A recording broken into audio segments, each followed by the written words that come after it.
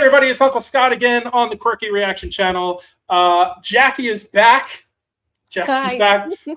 For those of you who've been watching these videos in a row or in order, whatever, you may have noticed that we're both still wearing the same outfits that we were in the other two videos. That's because Jackie was like, there's more, right? So we're doing it that way, which, I mean, Renegades know. I will never say no to watching or listening to Ren music. So I should have got them from my record player. I have all 3 albums that he has on vinyl. I have them. Oh, wow. Because I can't get enough. So anyway, this video is going to be the tales of Jenny and Screech and Violet. Just so you know, we'll break at the end of each song to talk about it. But, you know, of course, there may be moments in there that I see you react or something like that. I may stop and check in to see how you're doing. But yeah. It's going to be a lot of fun. As always, I'm excited for you to hear it. More. Yeah. Yeah. All right, here we go. The Tale of Jenny and Screech. And go.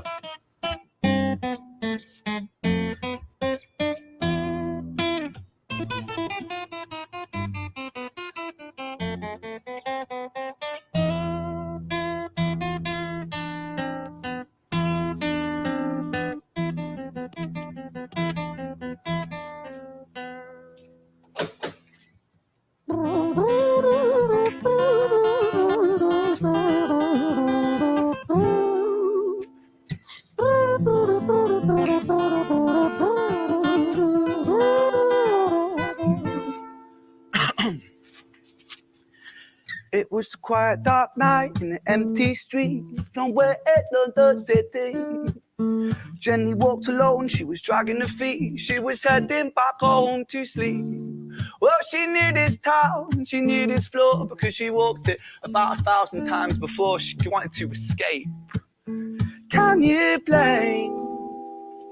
Well, on the very same night, in a different place, there walked this hooded young youth by the name of James. He was 14 years old and out of his brain. He'd been smoking ganja with the boys. James, he grew up to be a kid of the street.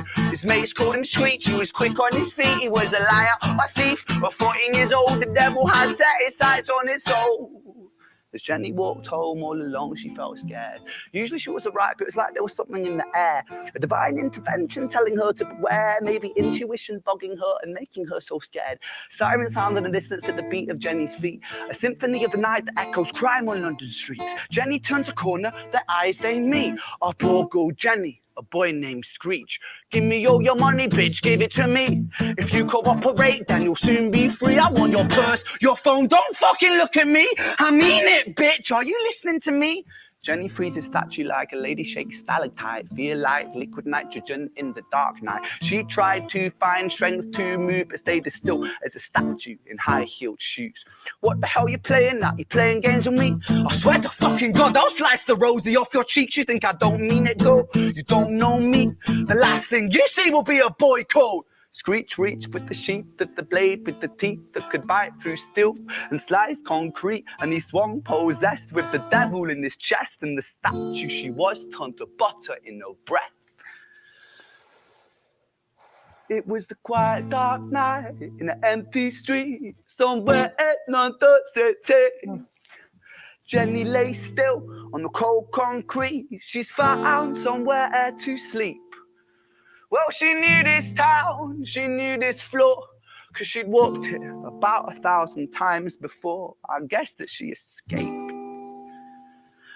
It's such a shame.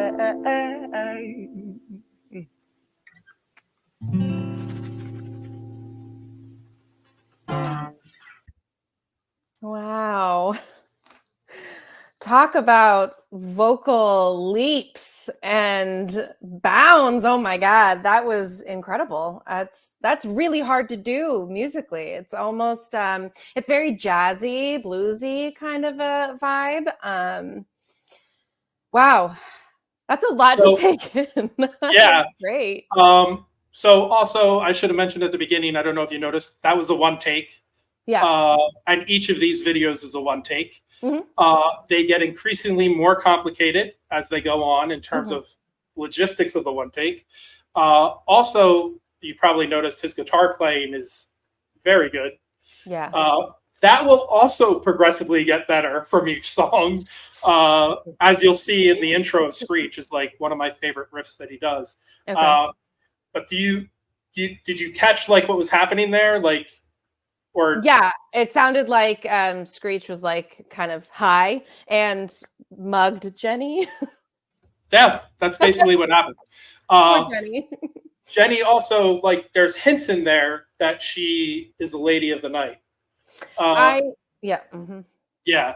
So, she's walked these streets 1,000 times before. She should be okay. Yeah. But yeah. Mm-hmm. So all of that comes into play in terms of, well, you'll see later. I'm not going to ruin anything. Okay. All right. You ready for the Tale of Screech? Mm-hmm. Part 2. All right. Here we go.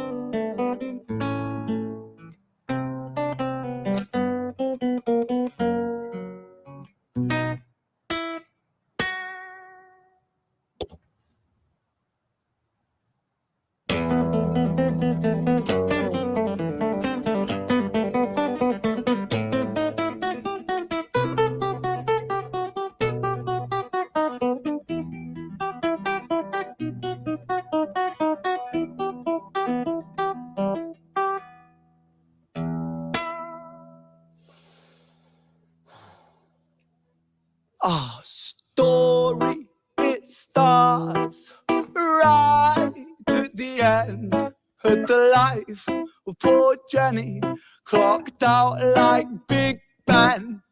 This Screech, dear boy, where did he go? He melted into the black night just like snow. Ooh.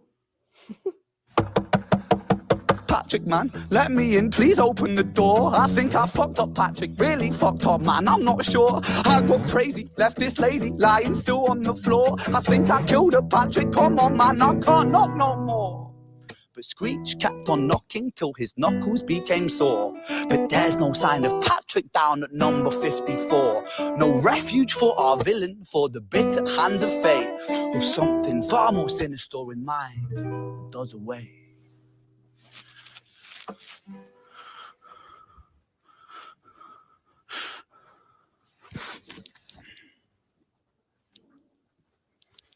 Hey, babe, you in?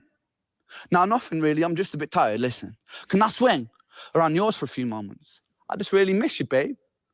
What the fuck do you mean you're busy? You fucking bitch! For fuck's sakes!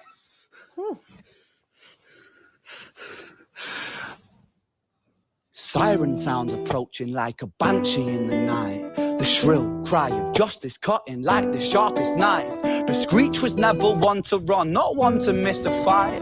One hand upon his blade, he turned to face the blue lights. Come on then, you fucking cunts, let's fucking have you then. I am Screech, I'm the boss, I'm the ender of men. You think that uniform you're wearing means that you own these streets? These are my fucking streets, and they call me fucking Screech. Okay. I had to stop it there just because, like, as someone who acts, I feel like you can totally appreciate, Yeah. like, how hard it is to do everything he just did. Yeah. Like as a film director, I'm like, how did you just do that? Yeah. And like go from like the phone call to the screaming to the and the singing at the same time. I was like, wow, that escalated very quickly. No, that's and I'm left thinking like, is he doing this like live? Because it seems like it's at night and maybe people might be sleeping and he's like screaming. So it's all live and the one take again. Like he knows the places to go, I guess. I don't know. But clearly Screech has anger issues. Yes, because Screech has anger issues, but it's really amazing of Ren to be able to tap into all these different emotions as a moment's notice as an actor. That is, you know, that's the game, and he does it very well. So yeah. All right. Well, we're about to get to the last third more of shouty Screech's bitch tale here, so yeah. Here we go. Oops. These streets, these are my fucking streets, and they call me fucking Screech.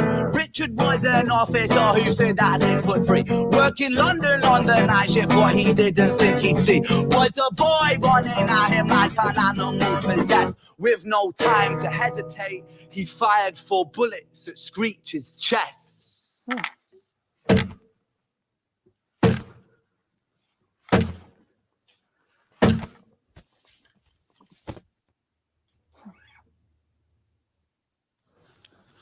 Our story, it ends right at the start. Young Screech and poor Jenny lying 1 street apart. An officer shaken by the boy that he claimed. 2 bodies lay lifeless, and it's such a shame. It's such a shame.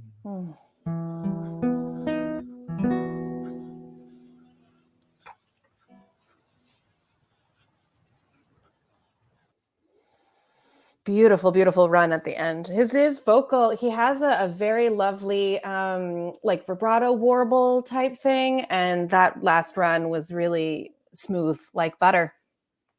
Yeah, his voice control is unmatched. It's really amazing. But also, like, huge shout out to Sam for like the creativity of like him doing the gunshots with the guitar and then like shaking the camera with each hit and then falling to the ground. Like that's like the kind of production value you don't expect, you know? No, I know. And it's sort of like, okay, wait, who is Screech? Because like it felt like Ren was Screech for a minute, and then, you know, then he became a police officer, and then Screech is like the cameraman. It's like, oh, we're getting the perspective of Screech now. So it like does this like little mind trip as you're watching it. And I think that is another very successful way of telling a story. Keeps you on your toes. It's really cool that you said that, because I've watched like dozens of reactions, dozens, if not hundreds of reactions of people like watching this, because it's so much fun to see how they process everything. And I don't think I've ever heard anybody mention that, like, oh, we kind of switched POV there and like became Screech. Like, we all recognize it, but everyone's so caught up in the fact that they did it that way and how cool that was that they don't mention the POV switch. So look at you. I know things. All right, here comes Violet's tale and the end of the saga. All right, here we go.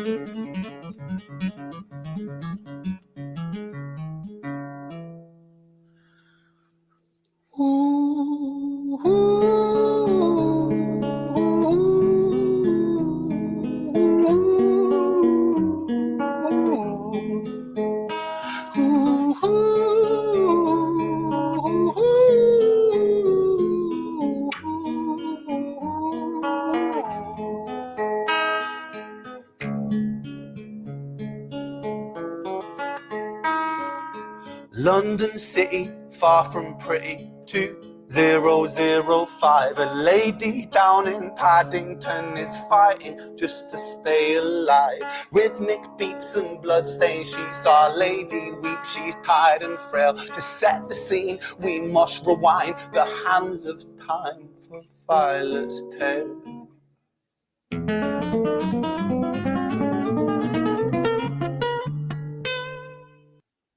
So did you catch what he just did there? Meaning he rewound.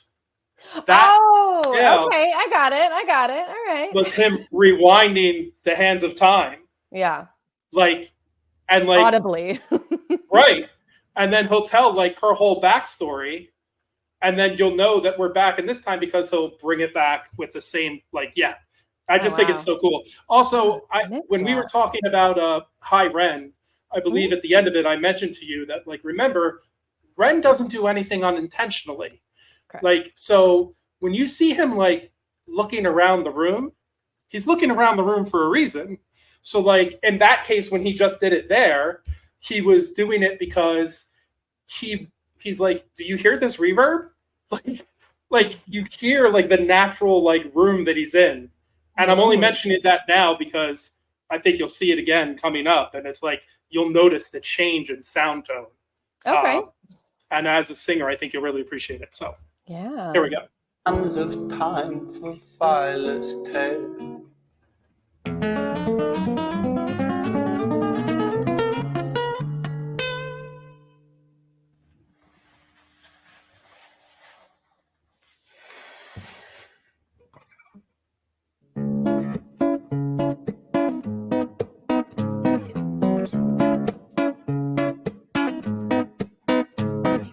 Violet was a silent girl, grew up with violent starts. Her mother was a drinker and her father was a bastard.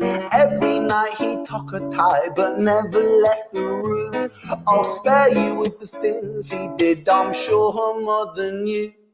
Violet was a silent girl, she moved out at 16. A semi-detached council flat, paid for by a welfare scheme. Packing shelves at Tesco, stacking jars like pickled bricks. She met a boy named Stevie and he was a little prick.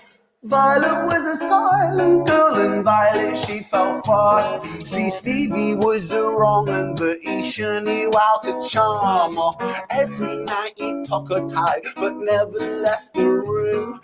History repeats itself, he paint her black and blue and dark. She never stood a chance. The devil comes to dance. Violet, why are you always so quiet? On her bedroom door and he's irate.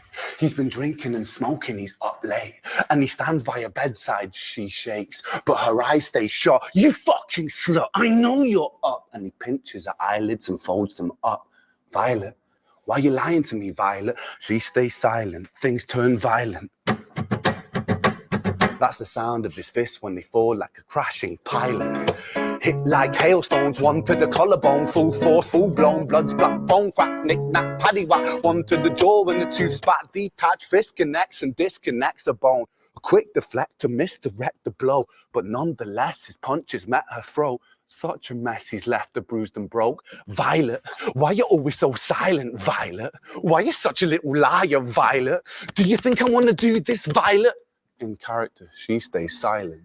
Well, say something, Violet. Silence. Fucking say something, Violet. Silence. Wait. Say something, Violet. Not one word. She stays quiet. Oh. So Violet. I know. I stopped it there though because also I saw you being like kind of reacting not just to the story, but I kind of felt like you're reacting to how he just performed that. Yeah. Because it's so intense. But well, I'll let you tell me what you thought. Yeah. Well, first thoughts. to move through the different spaces, I'm hearing the difference of the audio. We all love like a hallway acoustic, a stairwell acoustic, I mean vestibule. And as he's moving through these different doors and staircases and stuff, like he has to be very careful about, you know, fitting and, you know, because you normally hold a guitar like that, right? And so he's like moving it around, but he doesn't skip a beat, you know, he's like, there's no mistakes, it feels like. And even if there were, it's like, part of it. Yeah, exactly. It becomes a part of the story, part of the narrative. And again, we talk about being able to control not only his voice, but his emotions, and to go back and forth like that. It was, that takes such talent. I know I keep saying that, but I don't really know any other word for it. No, like everyone calls him a genius for a reason. I also want to point out, just because I haven't heard a lot of people point it out before, but I thought you'd appreciate it. With that part when he says he pinches her eyelid and pulls them up. Open. Sam, the videographer, he rack focused. So when they're down, you're a little bit blurry, and when you pull up, now it's crystal clear. Yeah. So it seems like you caught that, but I just think it's so cool. Right. I noticed the like the focus, but I hadn't put it together that was like the lyric that was happening at the same time. But I did see that, and I was like, oh, okay. We're getting like, now I see that it's like, oh, we're like kind of like awake, but we're not awake. Right. It's just really cool. Like, absolutely. Like I said, everything is intentional. All right, we'll keep going. Wait. Say something, Violet. Not one word. She stays quiet. Going forward.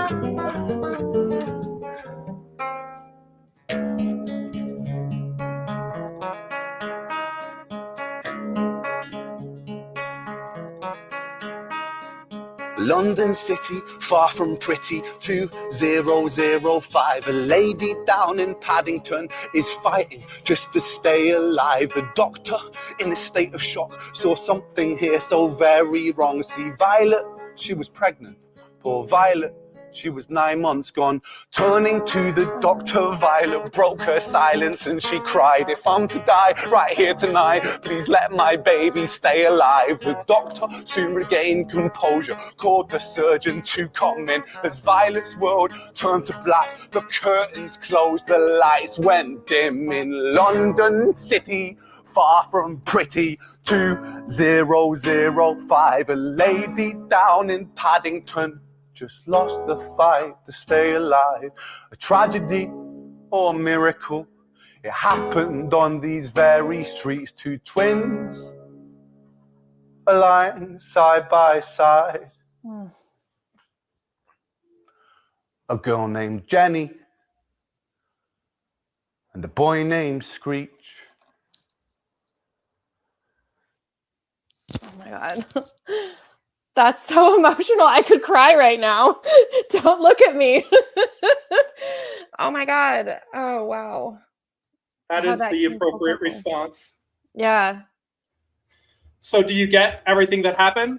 Like what the story is? There's so much dripping with like symbolism, and like, you know, we could talk about it for hours, how like Screech took Jenny's life, and then the, you know, the father had taken the mother's life, kind of, you know. Whew. But I'm saying, and they didn't even know. Yeah. But so you caught though that Jenny and Screech were Violet's twins. Correct. Yeah. Okay. Yeah. Because that's like the moment that like people sometimes don't get right away, and they're like, wait, what just happened? No, it's like their siblings killed each other, just like his dad killed their dads killed her, the mom. Yeah, and like very foreboding, very telling. It's a story plot twist. Yeah, so basically he read a story about like a news story about a woman being mugged, and he kind of came up with this whole like back narrative for it, and like added in the Violet's tale and all this other stuff. But it's just kind of crazy that like, because it all kind of makes sense at the end, where like the abusive father beats her to death, but she's able to give birth to the twins first. So that, of course, means that he was probably arrested for her murder, and she's dead. So they went into foster care and were probably split up. So they never knew that they were like related. Also, Jenny and James, apparently in the UK, are very common names given to children who are orphans, like who don't. Yeah, I didn't know that either, but I read a thing online Learned about something new. Right, and that was Screech's original name, was James. He just went by Screech. And then they don't even know, like when Screech kills Jenny, he has no idea.